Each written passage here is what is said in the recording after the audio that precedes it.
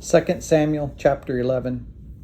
In the spring, at the time when kings go off to war, David sent Joab out with the king's men and the whole Israelite army.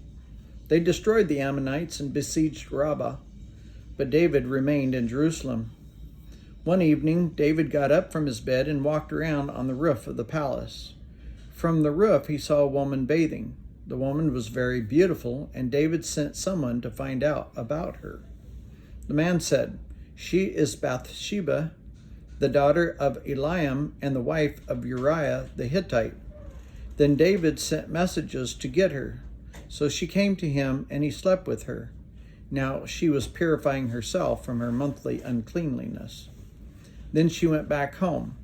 The woman conceived and sent word to David, saying, "I am pregnant." So David sent this word to Joab, "Send me Uriah the Hittite." And Joab sent him to David. When Uriah came to him, David asked him how Joab was, how the soldiers were, and how the war was going. Then David said to Uriah, "Go down to your house and wash your feet." So Uriah left the palace, and a gift from the king was sent after him. But Uriah slept at the entrance of the palace with all his master's servants and did not go down to his house.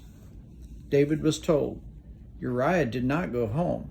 So he asked Uriah, "Haven't you just come from a military campaign?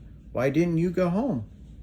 Uriah said to David, "The ark and Israel and Judah are staying in tents, and my commander Joab and my Lord's men are camped in the open country. How could I go to my house and eat and drink and make love to my wife? As surely as you live, I will not do such a thing." Then David said to him, "Stay here one more day, and tomorrow I will send you back." So Uriah remained in Jerusalem that day and the next. At David's invitation, he ate and drank with him. David made him drunk. But in the evening, Uriah went out to sleep on his mat among his master's servants. He did not go home. In the morning, David wrote a letter to Joab and sent it with Uriah. In it he wrote, "Put Uriah out in front where the fighting is fiercest. Then withdraw from him so that he will be struck down and die." So while Joab had the city under siege, he put Uriah at a place where he knew the strongest defenders were. When the men of the city came out and fought against Joab, some of the men in David's army fell. Moreover, Uriah the Hittite died. Joab sent David a full account of the battle. He instructed the messenger, "When you have finished giving the king this account of the battle, the king's anger may flare up, and he may ask you, 'Why did you get so close to the city to fight? Didn't you know that they would shoot arrows from the wall? Who killed Abimelech, son of Jerubbaal? Didn't a woman drop an upper millstone on him from the wall so that he died in Thebez? Why did you get so close to the wall?' And if he asks you this, then say to him, 'Moreover, your servant Uriah the Hittite is dead.'" The messenger set out, and when he arrived, he told David everything Joab had sent him to say.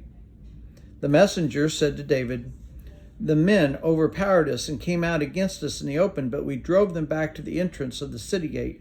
Then the archers shot arrows at your servants from the wall, and some of the king's men died. Moreover, your servant Uriah the Hittite is dead." David told the messenger, "Say this to Joab, 'Don't let this upset you.